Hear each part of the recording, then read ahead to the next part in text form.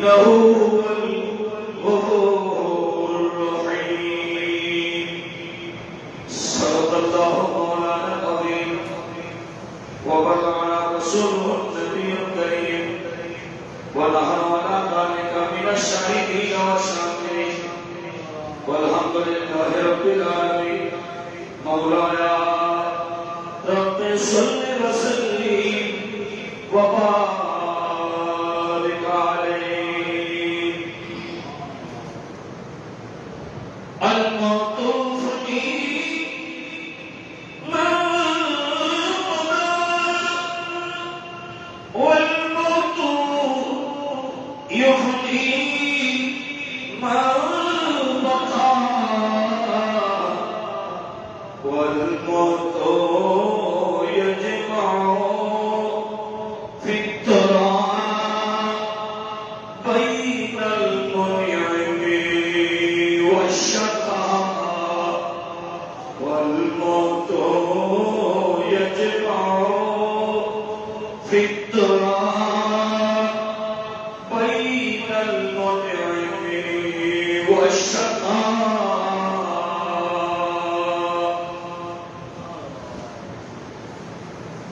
পবিত্র মাহে সফরুল খাইরের আজ সমাপনী দিবসে দুনিয়াবী কাজকর্ম ত্যাগ করে জান্নাতের বাগানে আসা এবং বসা নসিহতপূর্ণ বয়ান শুনে রুখে যাওয়া মরে যাওয়া কলমটাকে আলোকিত করার যিনি সুযোগ দিয়েছেন গরিবের হক আদায় করার লক্ষ্যে আল্লাহর ঘরে আসার যিনি তৌফিক ইনায়েত করেছেন সেই মহামহিম রব্বুল কারীমের আলিশান দরবারে আমরা শুকর আদায় করছি শুকরিয়া তার মহব্বতের আওয়াজে বলি আলহামদুলিল্লাহ সাথে সাথে যে রাসূল না হলে কায়নাতের বেঁচে হবে না সেই নবী সরওয়ারে কায়নাত ফখরে মওজুদা শামসুদ দুহা বদরুদ দুজা নূরুল হুদা উম্মতের কান্ডারি শরিয়াত খতমি নবী মুহাম্মদুর রাসূলুল্লাহ সাল্লাল্লাহু তাআলা আলাইহি ওয়াসাল্লাম নবী পাক সোনার মদিনা জানাই লক্ষ কোটি সালাত ও সালাম আবার আকবার মুহাব্বতের আওয়াজে বলি আলহামদুলিল্লাহ সম্মানিত হাজিরিন কুরআনুল কারীমের একটু আয়াতে কারিমা তেলাওয়াত করেছি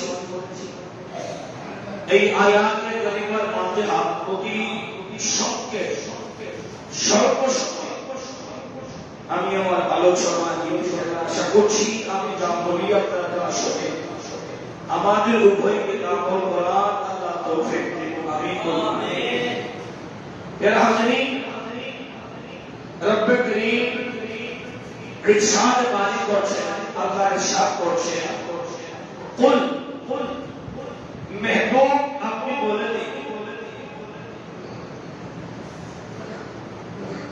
কালামটা আমার জবান আপনি মেহবুবে হে মেহবুব নবী আপনি বলে দিন ইয়া হে ইবাদিয়াল্লাযীনা আসরাফু আলা আনফুসিহিম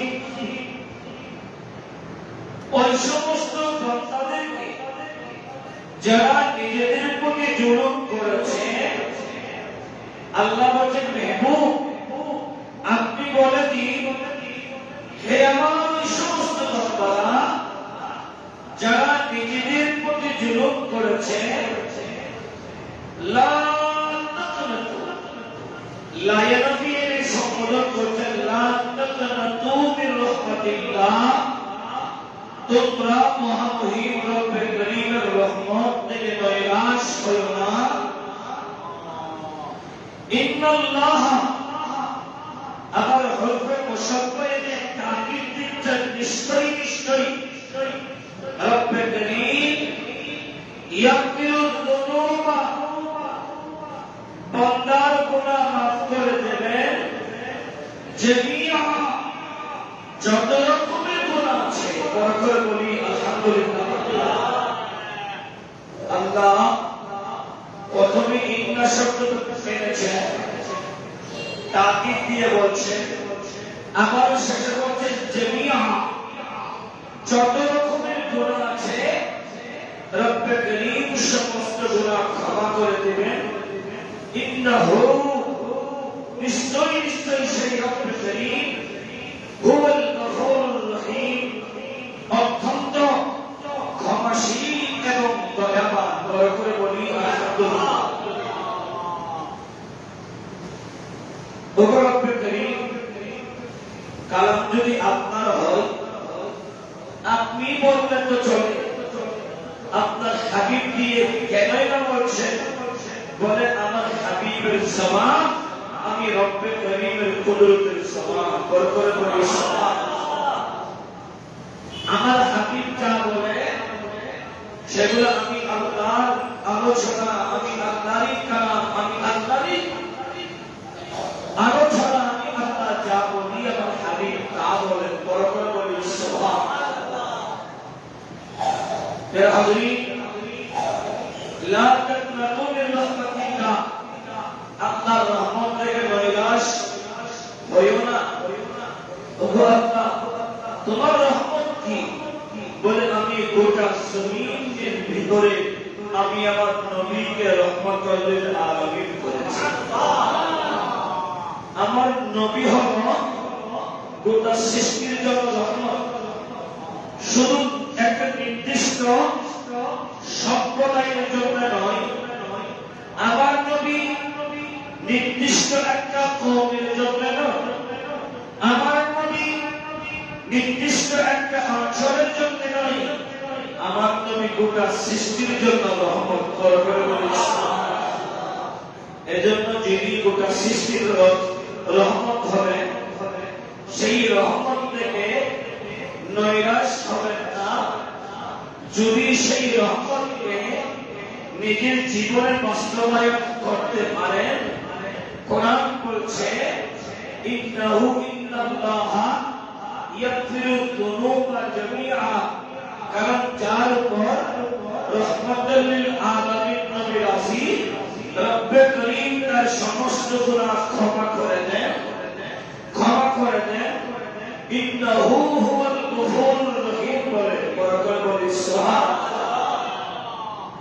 প্রিয় হাজরিন, রহমতুল লিল আলামিন নবী ফেলাত শরীফের চাঁদ একেবারে সন্নিকট, হয়তো 7 তারিখ মান পহেলা রবিউল আউয়াল হবে। যদি আল্লাহর যদি দয়া হয় তাহলে রবিউল আউয়ালের চাঁদ উদয় হওয়ার অর্থ হলো ইমানদারের খুশি, ইমানদার আনন্দ করবে, খুশি হবে।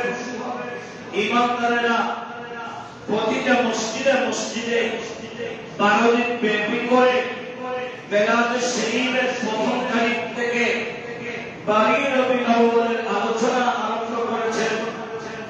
এমন একটা মসজিদ আমি দেখলাম যে যেখানে 12 দিন ব্যাপী ফজরের সালাতের পরে 1 ঘন্টা আমার নবী তারিফ আর প্রশংসা, আসমাউন নবী সাল্লাল্লাহু আলাইহি ওয়াসাল্লাম, আমার নবীর 100 খানার নামের জিকির করা হয়।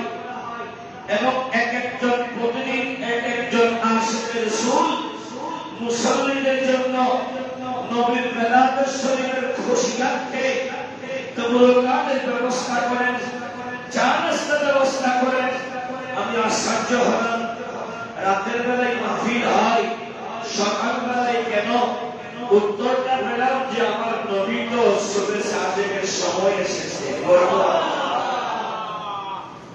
সবই তৈবা মে হুই বট আহে পারা নূর কা, সবই তৈবা মে হুই বট আহে পারা নূর কা, তুই আই নূর তেরা সব তরানা নূর কা। বলি সুবহানাল্লাহ। আমরা তাওয়াজ্জুহ করেন आमिना तुझको मुबारक शाह की मिलाद हो तेरा अंगन नूरी भर के तेरा अंगन नूरी भर के घर का घर सब नूर है पर कोई सुभान আমার নবীর বেলাত শরীফের খুশি আমরাও চাইলে 12 দিনে 12টা ফজরের সালাত জামাতে আদায় করে 12 দিনে আমরাও 12 দিন ব্যাপী নবীর বেলাত শরীফ পালন আমরাও করতে পারি যদি আমাদের সেই মানসিকতা মুস্তাফার প্রেমে হয় আমরা যদি আমাদেরকে মুস্তাফাকে রহমত হিসেবে কবুল করতে হয় নবীর রহমত হিসেবে কবুল করি আমরা চাইলে 12 দিন ব্যাপী ফজরের সালাতের পরে আমরাও করতে পারি পরে পরে বলি সুবহানাল্লাহ প্রিয় হাজরিন আজকের আলোচনায় সুন্দর একটা আলোচনা সেটা হলো আপনার জুমার আলোচনা সেই শান আজমতের উপর আলোচনা করতে গেলে কিছুক্ষণ সময় লাগে কিন্তু আমি একেবারে স্বল্প সময় আলোচনা করার চেষ্টা করছি আমার নবী সরওয়ারে কায়নাত শামসুদ দুহা নবী হাদিসে পাকের ভিতরে এলান করেন সকলে পড়েন قال النبي صلى الله عليه وسلم প্রতিটা জুমায় বলছি নবীর নামের সাথে নাম শোনা মাত্র দরুদ পড়তে হবে قال النبي صلى الله عليه وسلم ينبغي للداخل في المسجد 10 خصال আমার নবী সুন্দর বলেন উম্মতরা শুনো মসজিদে প্রবেশকারীদের উচিত 10টি কাজের প্রতি লক্ষ্য রাখা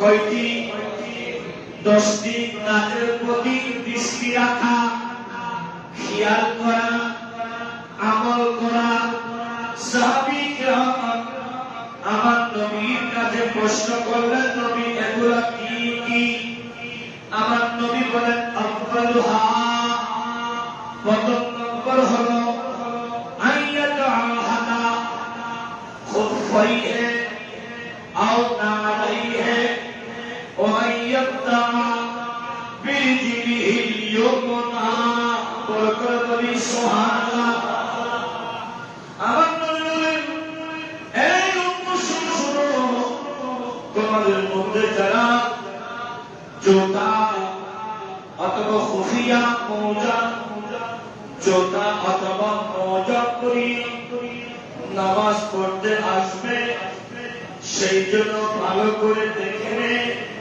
যে তার সেই জোতা এবং মোজাতে কোনো নাপাক বস্তু আছে কিনা লেগে আছে কিনা কারণ জুতা এবং মোজাতে যদি নাপাক কিছু লেগে থাকে সেই নাপাকের কারণে নামাজ হবে না সেই রকম নাপাক কিছু লেগে থাকলে তাহলে বান্দার নামাজ তো হবে না এজন্য সেই মসজিদে আসার সময় যদি মোজা পরে অথবা জুতা পরে সেই জন্য ভালো করে দেখে নে কোন ময়লা নাপাক আছে কিনা বলে করে বলি সুবহানাল্লাহ আমার নবী সাল্লাল্লাহু আলাইহি এক নম্বরে বলছেন দ্বিতীয় নম্বরে ওয়াইয়াকুলা ইদা দাখালা যখন বান্দা ঘর থেকে মসজিদের প্রথম দরজায় আসবে দাখালা মসজিদে প্রবেশ করবে ডান পা দিবে কোন পা একটু হেল্প করে কোন পা ডান পা দিয়ে বিসমিল্লাহ ওয়াসালামুন আলা রাসূলিল্লাহ ওয়া আলা মালাইকাতিল্লাহ। এখানে দেখেন হাদিসের পাকের ভিতরে শব্দ কয়টা? আবার বলছি, মন দিয়ে শুনতে হবে, শুধু ওয়াজ শুনলে হবে না, আমলও করতে হবে। আমি সবসময় আপনাদেরকে জুমার আলোচনা শুরু করতে দোয়াটা শিখিয়ে দিই, বিসমিল্লাহি ওয়াস সালাতু ওয়াস সালামু আলা রাসূলিল্লাহ আল্লাহুম্মা ইফতাহলি আবওয়াব রাহমাতিক। এই হাদিসের পাকটা সহিহ বাইহাকির হাদিস, সুনান মক্কাতেও লেখা আছে, সুনান মদিনাতেও লেখা আছে। আজকে যে হাদিসে খারাপ করছি এখানে আরেকটু উল্টো করে শুরু করে দেখেন, বিসমিল্লাহি ওয়া সালামুন আলা রাসূলিল্লাহ সাল্লাল্লাহু আলাইহি ওয়া সাল্লাম ওয়া মালাইকাতিল্লাহ আল্লাহুম্মা ইফতাহলি আবওয়াব রাহমাতিক। বরকত বলি সুবহানাল্লাহ। বিসমিল্লাহ, আল্লাহর নামে আরম্ভ, প্রবেশ, আল্লাহর নামে শুরু বলার পরে ওয়াসালামুন আলা রাসূলিল্লাহ, সালাম আমার মুস্তাফার উপরে। আবার বলছি ওয়া মালাইকাতিল্লাহ, সমস্ত ফেরেশতাদের উপর। তাহলে বোঝা গেল শুধু নবীকে সালাম দিচ্ছি না, ফেরেশতাদেরকেও দিচ্ছি। ফেরেশতারা যেমন আল্লাহর ঘরে হাজির, মুস্তাফাও আল্লাহর ঘরে হাজির। তো আমরা দেখি না কেন সেই যোগ্যতা অর্জন আমাদের হয়নি। যার যোগ্যতা অর্জন হয় সেই মুস্তাফাকে দেখে। এই জন্য নবী যখন জিন্দা নবীকে সালামের শিক্ষা দিচ্ছেন নবী নিজেই। বড় করে বলি প্যারা হাজিরিন, ইন্নাকা আনতাল ওয়াহ্হাব আইয়ুসাল্লিমা আহলাল মসজিদে। আমার নবী সংসদ দোয়া বদর পূজা হাদিসের ভাগের মধ্যে বলেন, 3 নম্বরে মসজিদে, 2 নম্বর মসজিদে ঢোকার সময় ডান পা দিবে, 3 নম্বর মসজিদে ঢোকার সময় দোয়া পড়বে, 4 নম্বরে মসজিদের ভিতরে যারা আছে তাদেরকে সালাম করবে। বড় করে বলি সুবহানাল্লাহ। মসজিদে যারা আগে আসবে, যিনি মসজিদে প্রবেশ করার সময় সালাম দিবে।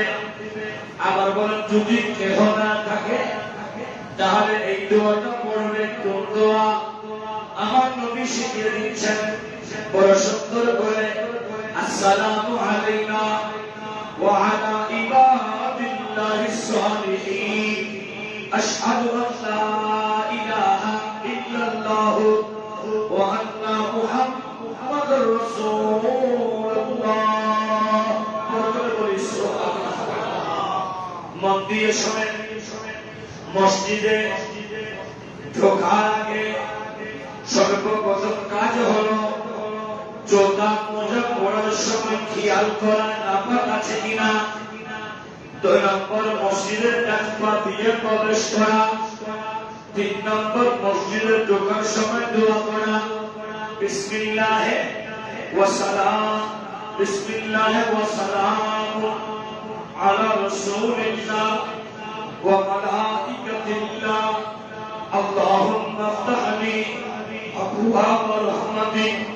4 নম্বরে মসজিদের ভিতরে যারা আছে তাদেরকে সালাম দেওয়া, সালাম করা। যদি মসজিদে কেউ না থাকে, মসজিদে আপনি সবার আগে এসে গেছেন, কেউ নেই, তো আপনি কি করবেন? আমার নবী শিখিয়ে দিচ্ছে, আসসালামু আলাইনা ওয়া আলা ইবাদিল্লাহিস সালিহিন, আশহাদু আন লা ইলাহা ইল্লাল্লাহ ওয়া আন্না মুহাম্মাদুর রাসূলুল্লাহ। বরকত বলি সুবহানাল্লাহ। 5 নম্বরে ওয়ালা ইয়ামুরু বাইনা ইয়াদাইল মুসাল্লি। 5 নম্বরে মুসল্লিদের সামনে দিয়ে আসা যাওয়া না করা। যে মুসল্লিরা নামাজ পড়ছে, মুসল্লিরা কাতার বন্দী হয়ে বসে আছে। আমাদের সমাজে অনেকে আছে মুসল্লিদেরকে ফাঁক করে নামাজে দাঁড়ালেও দেখে না, ফাঁক করে সামনে আসতে চায়, আসে কি নাই? নবীর হাদিসে পাক হলো, আমার নবী বলছেন উম্মত শোনো শোনো, ওয়ালা ইয়ামুরু বাইনা ইয়াদাইল মুসাল্লি, আমার নবী বলেন মুসল্লিদের সম্মুখে সামনে দিয়ে আসা যাওয়া না করা। 6 নম্বরে আমার নবী বলেন ওয়ালা ওয়ালা ইয়ামালা বিআমালিদ দুনিয়া ওয়ালা ইয়াতাকাল্লাম বিকালামিদ দুনিয়া। আমার নবী বলেন উম্মতের 6 নম্বরে মসজিদে দুনিয়াদারির কোনো কাজকর্ম না করা। 7 নম্বরে দুনিয়াদারির কোনো আলোচনা না করা। বড় বড় সুবহানাল্লাহ। মসজিদে দুনিয়াদারির কোনো কাজকর্ম হবে না, আবার মসজিদে দুনিয়াবি কোনো কথাবার্তাও হবে না। 8 নম্বরে আমার নবী শামসুদ দোহা বলেন শুধু তাই নয়, ও আল্লাহ ইয়াখরুজু হাত্তা ইউসাল্লি রাকাতাইন, মসজিদে প্রবেশ করার সময় দুখুল মসজিদের নামাজ পড়া। বলি কয় রাকাত? 2 রাকাত নামাজ আদায় করা।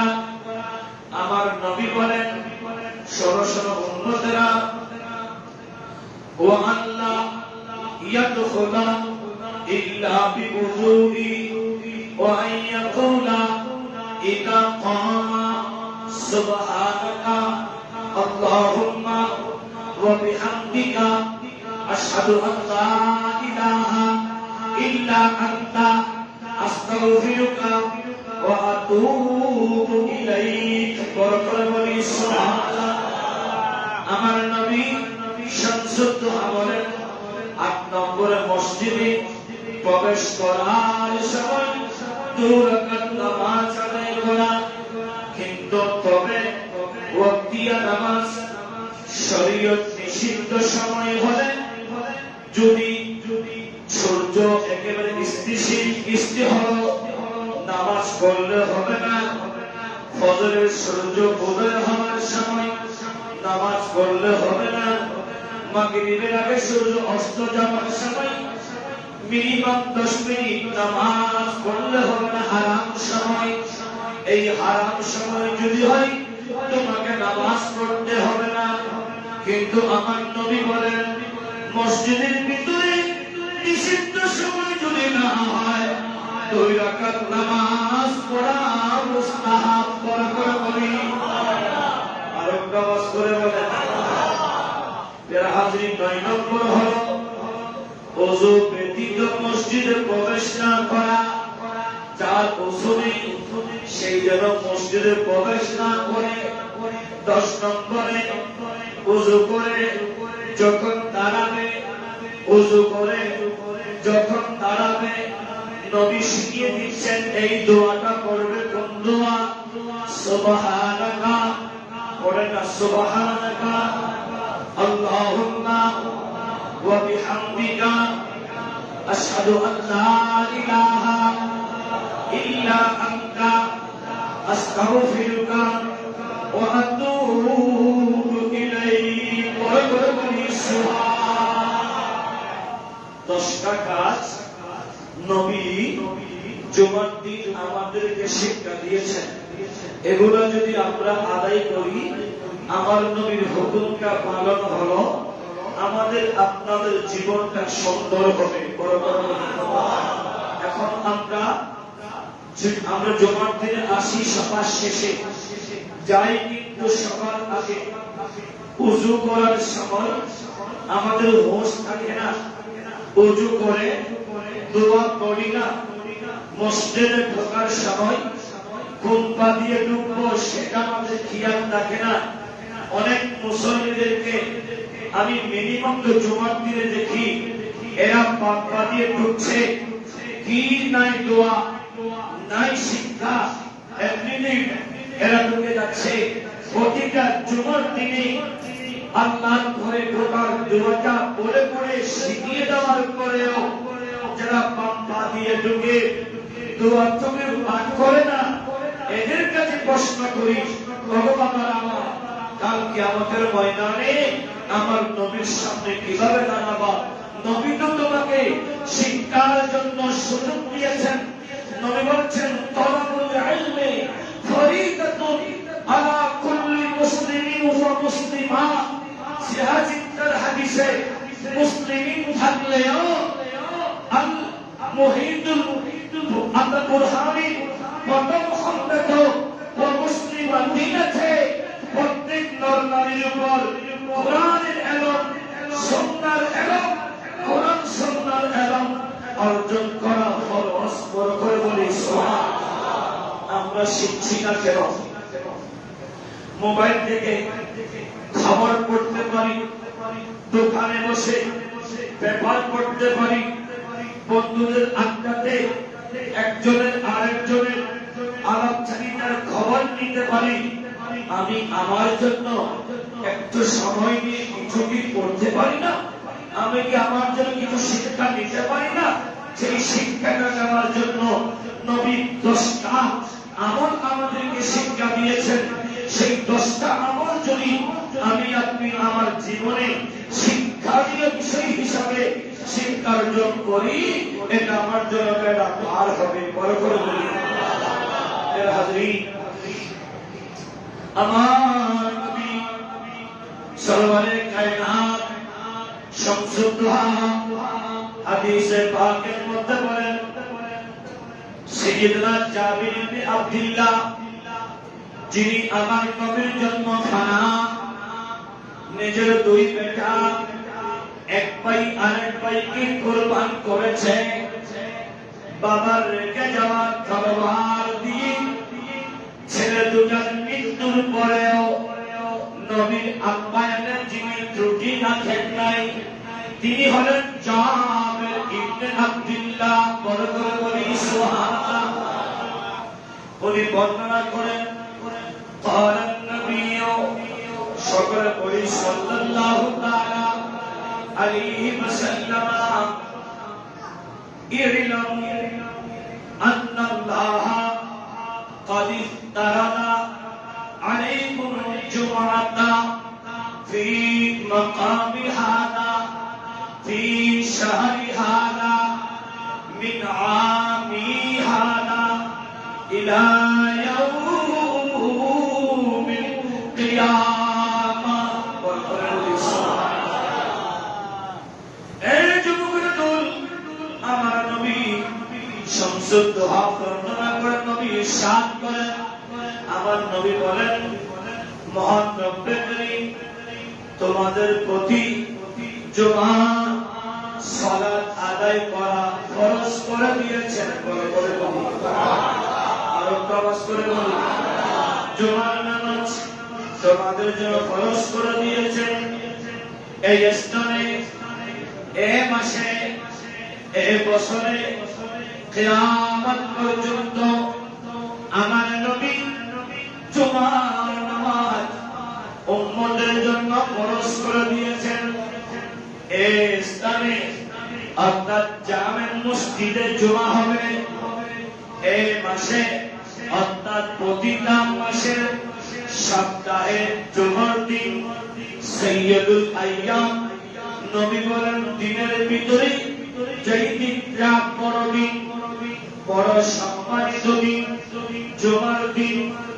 ও নবী, জুমা কেন বললেন? জুমার দিন এত দামি কেন হলো? ইতিহাস তারিখের কিতাব পড়ো। আমার নবী আওলাদ বংশ কাব ইবনে লয় প্রতিদিন এই জুমার দিন, জুমা ছিল না, ইয়ামা আরবা ছিল। ইয়ামা আরবার দিনে কাবা শরীফের সিঁড়িতে দাঁড়িয়ে দাঁড়িয়ে আমার নবীর কালাম শরীফের বর্ণনা দিতেন। বরাবর বলি সুবহানাল্লাহ। আমার নবী দুনিয়াতে আসবেন, কোন ঘরে আসবেন, কোন বাড়িতে আসবেন, বাবার নাম কি হবে, মায়ের নাম কি হবে, কোন বংশে আসবেন, এগুলা বর্ণনা করতেন। যে কারণে আমার রব্বে কারীমের কাছে ভালো লেগেছে। অন্য দিক দিয়ে এই জুমার দিনে সাইয়্যিদুনা আদম আলাইহিস সালামকে সৃষ্টি করেছেন। আবার এই জুমার দিনে আদম আলাইহিস সালামকে জান্নাত থেকে দুনিয়াতে পাঠিয়ে দুনিয়ার ভিতরে ইনসান সৃষ্টি করে আল্লাহর ইবাদতে রত করেছেন। আবার এই জুমার দিনে আদম আলাইহিস সালামকে পর্দা করিয়েছেন। আবার এই জুমার দিনে কায়নাত সৃষ্টি করেছেন। আবার এই জুমার দিনে কিয়ামত সংঘটিত করবেন।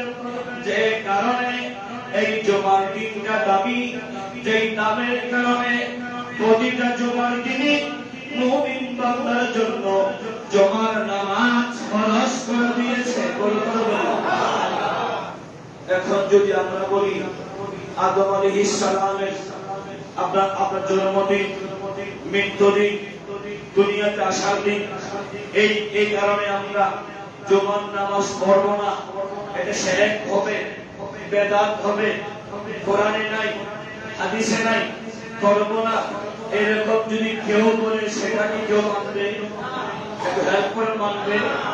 তাহলে আদম আলাইহিস সালামের যিনি ইমাম, কায়নাতের যিনি ইমাম, সৃষ্টিকুলের যিনি ইমাম, যেই নবী নিজেকে দুনিয়ার মোহে মুখরিত না করে উম্মতকে সৃষ্টির সেরা করেছেন, উখরিজাত লিন-নাসের ভিতরে শ্রেষ্ঠত্ব দিয়েছেন, সেই নবীর উম্মত, সেই নবীর মিলাদ শরীফ, ঈদে মিলাদ নবী পালন করবে না নবীর সাথে আঘাত করবে? যারা আঘাত করে স্পষ্ট ভাষায় বুঝে নেবেন এরা আমার নবীর উম্মত হতে পারে না, এরা আমার নবীর উম্মত হতে পারে না, এরা মুসলমান হতে পারে না। অমুসলিমরাই নবীজির বিরোধিতা করেছে। যারা মুস্তাহার মিলাদ শরীফ নিয়ে বিরোধিতা করে বুঝে নেবেন তাদের জন্মথা বাতিলদের নাপাক পানি থেকে, যেই কারণে তারা নবীর সামনে আঘাত করে। আর যার করবে কিঞ্চিত পরিমাণ ঈমান নামক দৌলত আছে, সেই ব্যক্তির মুখ দেখে নবীর সামনে খারাপ কোন শব্দ বের হবে না, মুস্তাফার সামনে শুধু ভালো শব্দই বের হবে। আমার রাসূলের কারণে ইসলাম পেয়েছি, রাসূলুল্লাহর কারণে কোরআন পেয়েছি, রাসূলুল্লাহর কারণে রোজা পেয়েছি, রাসূলুল্লাহর কারণে দ্বীন পেয়েছি, রাসূলুল্লাহর কারণে সালাত পেয়েছি, রাসূলুল্লাহর কারণে যাকাত পেয়েছি, রাসূলুল্লাহর কারণে সাদকা খায়রাত পেয়েছি, রাসূলুল্লাহর কারণে মা বাবাকে পেয়েছি, রাসূলুল্লাহর কারণে নফসে আম্মারাকে শান্তি করার জন্য আমরা হালাল পন্থায় বিধি পেয়েছি, রাসূলুল্লাহর কারণে মা বাবা রাখার জন্য সন্তান আদি পেয়েছি, রাসূলুল্লাহর কারণে সম্মান হয়েছি, রাসূলুল্লাহর কারণে সৃষ্টির সেরা ইনসান তথা আশরাফুল মাখলুকাত হয়েছি, রাসূলুল্লাহর কারণে আমরা সৃষ্টির উম্মতের ভিতরে শ্রেষ্ঠ উম্মত হয়েছি, রাসূলুল্লাহর কারণে সবার শেষে আসলেও সবার আগে জান্নাতে যাব, রাসূলুল্লাহর কারণে আরশের ছায়া পাবো, রাসূলুল্লাহর কারণে আত্মারা জান্নাতে যাব, রাসূলুল্লাহর কারণে সৃষ্টিকে আমাদের জন্য গোটা সৃষ্টিকে মুহতাজ করে দিয়েছেন, আমাদের অনুসারী করে দিয়েছেন। সেই মুস্তাফার শান, সেই মুস্তাফার আজমত, সেই মুস্তাফার হুরমত, সেই মুস্তাফার মিলাদ শরীফ আমরা পালন না করলে কি করবে? যার কারণে এত কিছু পেলাম, তার গুণ যদি না হয় আমরা তো বিমুখ হারাম হব, ঠিক না বেঠিক? তো যারা নবীর শান এত নিয়ামত পালন করে নবীর গুণ গায় না, তারা বিমুখ হারাম। বিমুখ হারাম কখনো জান্নাতে যাবে? আওয়াজ করে বলেন যাবে? এই জন্য সরকার আমাদেরকে আমাদের আলোচনা, আমাদের কোরআন এবং সুন্নাহ ভিত্তিক আলোচনা শুনে উনি এভাবে দিয়েছেন, সরকারিভাবে ঈদে মিলাদুন নবী পাশ হয়েছে। সরকারিভাবে ঈদে মিলাদুন নবী হয়। এখন এরা কই যাবে যারা মিলাদুন নবীর বিরোধিতা করে? এদের যতগুলো আপনার মাদ্রাসা আছে, সরকার তাদেরকে যেই অনুমোদন এদেরকে দিয়েছে, এখন সেই অনুমোদন কিন্তু প্রতিটা মাদ্রাসা, স্কুল, কলেজ, ইউনিভার্সিটি প্রতিটা ক্ষেত্রে মিলাদুন নবী উদযাপন করতে হবে।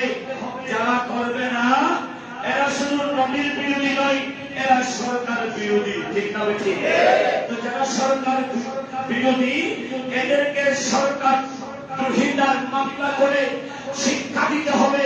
কারণ এরা এই দেশের ভিতরে শান্তি চাই না, শৃঙ্খলা চাই না, এরা উগ্রবাদী, জঙ্গিবাদী। এজন্য এদেরকে সরকারের উচিত যেইভাবে এক একজনকে ধরছে, এক একজন এমন এমন আলোচনা করে এদেরকে আটক করে আজকে গোটা বাংলার মানুষকে শান্তি দিচ্ছে। যারা উগ্রবাদী এদের শান্তি হবে না, এদের ভালো লাগবে না, কিন্তু শান্তি প্রিয় বাঙালিদের অন্তরে শান্তি এসেছে। ঠিক না? একজনকে তার সঙ্গে 1 নম্বর রুমে পাওয়া যায়, আরেকজন আপনার 10 তলার উপর থেকে এক এক সময় এক একটা বুলেট মারে, যেগুলা শুনে আমাদের অনেকগুলো শিক্ষিত ছেলেরা এক এক সময় এদের অনুসারী হয়। যেমন সেই বলেছে করোনাটা এটা আসার কারণে করোনার যেই ভ্যাকসিনটা আছে যার নাম ফাইজার, এটা কেউ যদি দেয়, পুরুষ দিলে এরা মেয়ে হয়ে যাচ্ছে, এরা মেয়ে হয়ে যাবে, আবার মেয়েরা যদি দেয় এরা পুরুষ হয়ে যাবে।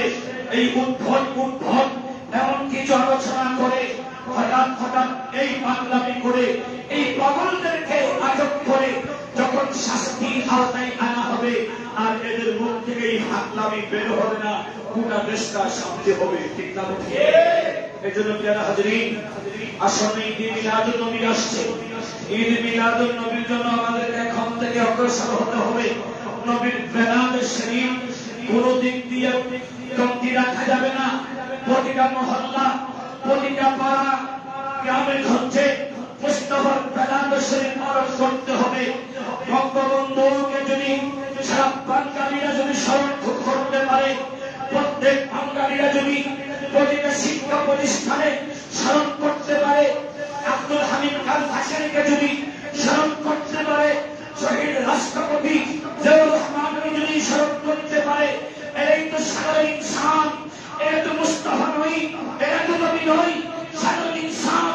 দেশের জন্য রক্ত দেওয়ার কারণে যদি এদেরকে বাঙালিদেরকে স্মরণ করতে হয়, বাঙালি মুসলমানদের উপর খরচ হবে।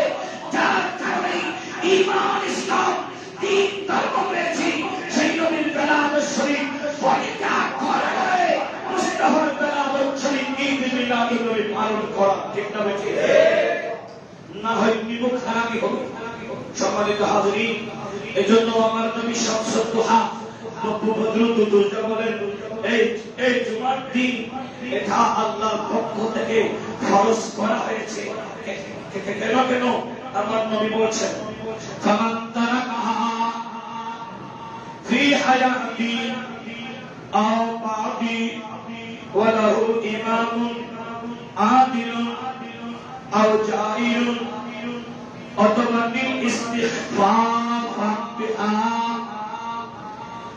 আও জুহুদান লাহা ফালা জামা আল্লাহু শামলাহু ওয়া লা বারাকা লাহু ফি আমরিহি আলা ওয়া লা সালাতা লাহু ওয়া লা যাকাতা লাহু ওয়া লা হাজ্জা লাহু ওয়া লা সাওমা লাহু ওয়া লা বিররা লাহু হাত্তা ইয়াতুবা ফামান তাবা তাবাল্লাহু আলাইহি ওয়া বলি সুবহানাল্লাহ।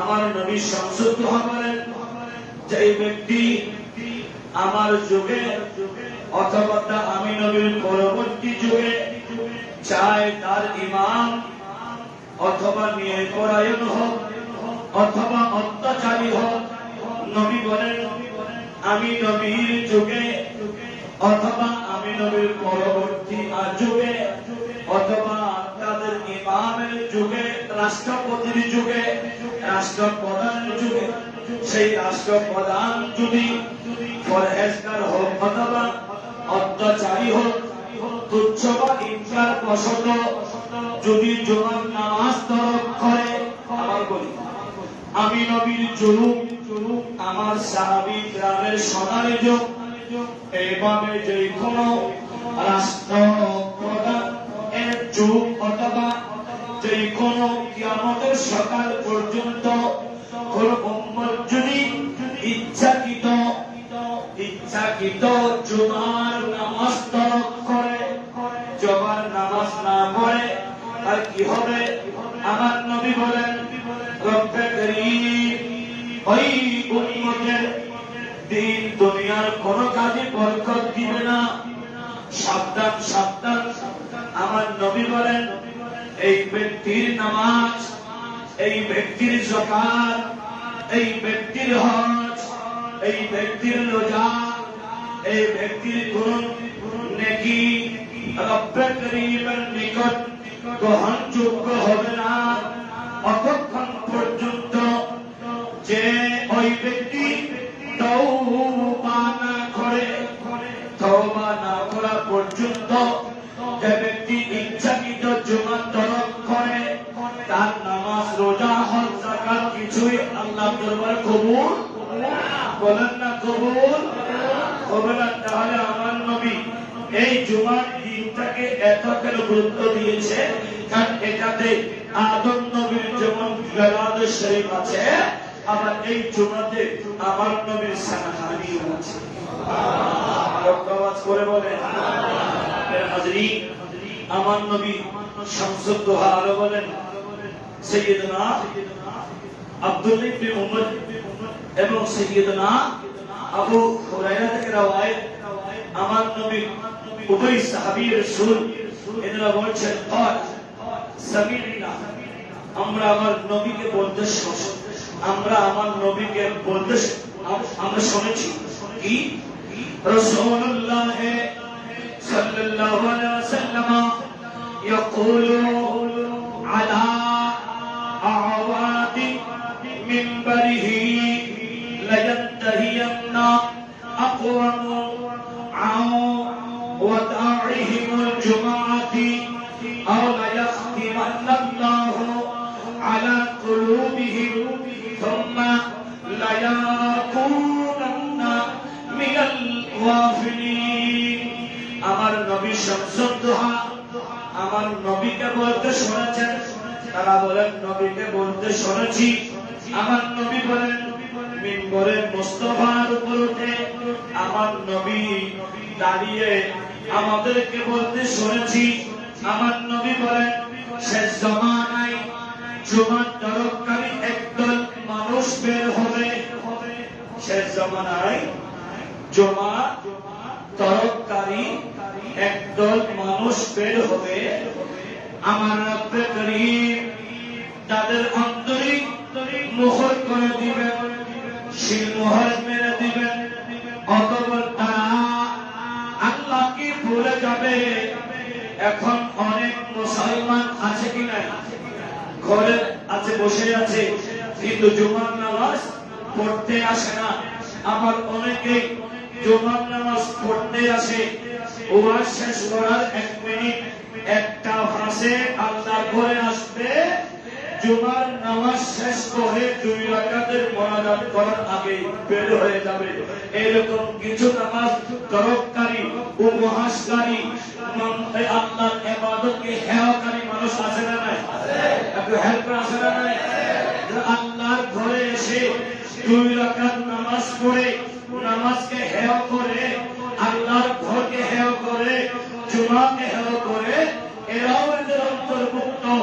এজন্য নামাজ যদি পড়তে হয়, শেষ নামাজ হিসাবে যদি আল্লাহর ঘরে আসতে হয়, শেষ আশা হিসাবে আপনি এমন ভাবে আসুন, সবার আগে ঢুকুন, সবার শেষে বের হন। যে ব্যক্তি সবার আগে এসে সবার শেষে বের হবে, এই ঘরটা ওই বান্দার জন্য ওসিলা হয়েছে। যদি সময় কম, অনেকটাই আপনি কাজে বিজি ছিলেন, আসতে দেরি হচ্ছে, আপনার জুমার খুতবা শোনাও ওয়াজিব, জুমার আলোচনাটাও ওয়াজিব। কারণ এই আলোচনা ইনসানকে হিদায়াতের পথে আনার জন্য কাজ করে। এজন্য আলোচনা শুনুন, সাথে খুতবা শুনুন। খুতবা শোনার সময় যেই ব্যক্তি আলাপচারিতা করবে সেই ওয়াজিব তরক করেছে। ওয়াজিব তরককারী এরা গুনাহগার, তওবা করতে হবে, রব্বে করিমের কাছে ক্ষমা চাইতে হবে। এখন আমরা হুজুর খুতবা দেয়, আমরা একজনের সাথে আরেকজন আড্ডা দিই, আছে না নাই? এটা হারাম কাজ। আল্লাহর ঘরে, আমি আগের হাদিসটা পড়েছিলাম, আল্লাহর ঘরে হারাম কাজ করা যাবে না। যেমন দুনিয়াদারির কোনো আলাদ এখানে হবে না, দুনিয়াদারির কোনো কাজ এখানে হবে না। 10টা আমি আমলের কথা আজকে বলেছিলাম, এখানের ভিতরে একটা কারোর সাথে আড্ডা দেওয়া যাবে না। এটাকে আড্ডার জায়গা না, ইবাদতের জায়গা। ইবাদতের স্থান হলে ইবাদত করবেন, আড্ডা নয়। আসুন আমরা আজ থেকে জীবনটাকে সাজাই, কারোর সাথে আড্ডা নয়, আড্ডা দিব আমার রবের সাথে। আমরা রবের সাথে আড্ডা দিতে পারি কি পারি না? আমি গত জুমাতে জিকিরের আলোচনা করেছিলাম, একজন দেখলাম সেই ভিডিও তার ভিতরে বলে আল্লামা তাহিরিকে আল্লামা নবী ভণ্ড বলছে, আস্তাগফিরুল্লাহ আস্তাগফিরুল্লাহ আস্তাগফিরুল্লাহ। আমি তো আলোচনা করেছি ওই ভণ্ডকে নিয়ে, যে ভণ্ড আল্লাহর জিকিরের মাঝখানে এমন কিছু শব্দ ব্যবহার করেছে, যেমন গড়গড়াইয়া পূর্ব করছে অথবা কি মিশির গান বলেছে। শব্দগুলা না বলার জন্য তাকে আমি উপদেশমূলক ভাই হিসাবে বলেছি, হিট করে তো বলি নাই। তো এখন তো মিডিয়ার যুগ, এখন শুধু একটাই কাজ, এক মুসলমান আর এক মুসলমানকে শুধু একজনের পেছনে আর একজনের আদাবাদী শত্রুতা আমি লাগিয়ে দেয়, ঠিক না বেঠিক? এজন্য সাবধান। তবু আমার বাবা বন্ধুরা, কয়দিন বাঁচবো, কয়দিন আপনি বাঁচবেন? হয়তো সকাল থেকে এক কদম দিতেই তো মারা যাবেন। আর যুবকের দল, এক কদম যাওয়ার আগে তোমার এক কদম যাওয়ার কোনো ক্ষমতা নেই, আর তুমি সেই রব্বে করিমকে ভুলে গিয়েছ। আর এখনো সময় আছে, আজ থেকে ওয়াদা করে নাও, আমরা মিনিমাম 5 ওয়াক্ত সালাত আদায় করব। যেখানে যাই না কেন, কোরআন শরীফ তো রাত দিন পড়তে পারবো না, যখনই সুযোগ হয় আমি কোরআনটা পড়বো। সারাটা দিন তো ওযু রাখতে পারবো না, আমি চেষ্টা করব সারাটা দিনে ওযু রাখার জন্য। কারণ আমার মৃত্যুটা যদি ওযু রাখা অবস্থায় হয়, আমার মুখ দিয়ে ক্ষমাটা বের হবে। এরপরে আমি তো সারাটা দিন আল্লাহ করতে পারবো না, কিছুক্ষণ সময় আমি আল্লাহর সাথে আড্ডা দিব, আল্লাহর সাথে আল্লাহর আমি জিকিরের মাধ্যমে আড্ডা দিব। লা ইলাহা ইল্লাল্লাহ, লা ইলাহা ইল্লাল্লাহ যখন পড়ব, কোরআন বলছে ওই বান্দার গুনাহগুলো মাফ হয়ে যায়। আসো আমরা সেই আলাপচারিতাগুলো জীবনে ধারণ করে কোরআন এবং সুন্নাহ ভিত্তিক আমরা আমাদের সেই জীবনটাকে আমরা আলোকিত করি। হিংসা নয়, বিদ্বেষ নয়, এক ভাই আরেক ভাইয়ের সাথে আমরা মিলেমিশে, কেউ ওয়াহাবি, কে জামাতি, কে সুন্নি, এটা কবরে প্রশ্ন হবে না। প্রশ্ন হবে তোমার রব কা, তোমার রবকে। তো তোমার রবের সাথে যদি আড্ডাটা হয় জিকিরের মাধ্যমে, তোমার মুখ দিয়ে বের হবে রব্বি আল্লাহ। জিজ্ঞেস করা হবে ওয়ালা দীনুকা, তোমার দ্বীনটা কি? তুমি যদি ইসলামটাকে তোমার জীবনে ধারণ করো, তুমি যদি ইসলামের অনুসরণ করো, কবরে তোমার মুখ থেকে বের হবে দ্বীনুল ইসলাম। ওয়ালা নবিয়ুকা, তোমার নবীকে যখন আপনি যদি নবীর আদর্শটা আপনার জীবনে বাস্তবায়ন করেন, নবীর সেই চরিত্র হুলুকে আযীম যদি আমার আপনার জীবনে বাস্তবায়িত হয়, নবীকে যদি ভালোবাসার মতো করে ভালোবাসতে পারেন, কবরে যাওয়ার সাথে সাথে বলবেন মুহাম্মাদুর রাসূলুল্লাহ। আল্লাহ আমাদের সকলকে আসন্ন ঈদ মিলাদুন নবী और आदि रसूल हुजूर के ताल्लुक से मोहम्मद तौहीद शाह ঈদ মিলাদুন নবীর সেই জুলুসের মধ্যে সদারত করবেন। আহসানুল উলুম জামিয়া কাউসিয়াতে 12 দিন ব্যাপী ঈদ মিলাদুন নবী আরম্ভ হচ্ছে। প্রতিটা সুন্নি এলাকায় এলাকায় ঈদ মিলাদুন নবী হচ্ছে। শুকর এবেলা বাতিল রাতে এদেরকেও মিলাদুন নবী করতে হবে, পলায়ন করার কোনো সুযোগ নেই। না করলে এরাই সরকারের কাছে জবাবদিহিতা করতে হবে। আসুন আমরা সেই নবীর আলাপচারিতা করি যেই নবীর কারণে আমি জান্নাতি মেহমান হব। রব্বে করিম আমাদের আশা আশা আজকের খেদমাত আল্লাহ কবুল করুন। আমিন। ওয়া মা আলাইনা ইল্লাল বালাগ।